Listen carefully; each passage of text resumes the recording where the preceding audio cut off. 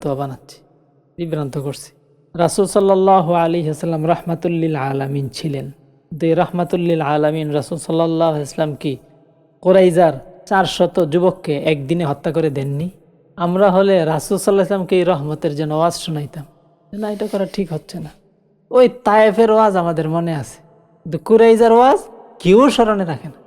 তায়েফের রাসূল সাল্লাল্লাহু আলাইহি ওয়াসাল্লাম তাদের জন্য কি করে নাই? বদদোয়া করে নাই। আরে রাসূল সাল্লাল্লাহু আলাইহি ওয়াসাল্লাম বদদোয়া করে মারার জন্য তো আসেন নাই, নিজের হাতে মারার জন্য আসছেন। আর এখন আমরা কিন্তু সেটাই গ্রহণ করেছি, আমরা কাফেরদের জন্য বদদোয়া করি মনে মনে, আর হাতে মারার যখন কাজ আসে তখন নাই। এই উল্টা শিক্ষাটা নিয়েছি রাসূল সাল্লাল্লাহু আলাইহি ওয়াসাল্লামের জীবন থেকে। রাসূল কিন্তু বদদোয়া করে মেরেছেন, কি লাভ বদদোয়া করে মেরে? আমার দায়িত্ব আমি পালন করব, কিন্তু উল্টাটা আমরা গ্রহণ করেছি, বদদোয়া করি কাফেরদের জন্য, এটাকে মনে করি আমার দায়িত্ব আদায় হয়ে যাচ্ছে। এখানেও রাসূলের সুন্নতের বিরোধিতা করতেছি।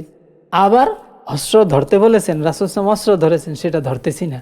এখানেও আবার বনী কুরাইজার 400কে এক রাওয়ায়াতে 400 আর এক রাওয়ায়াতে 600 700 একদিনে হত্যা করে দিয়েছেন, সেই সুন্নত ছেড়ে দিয়েছি, আলোচনাই নেই।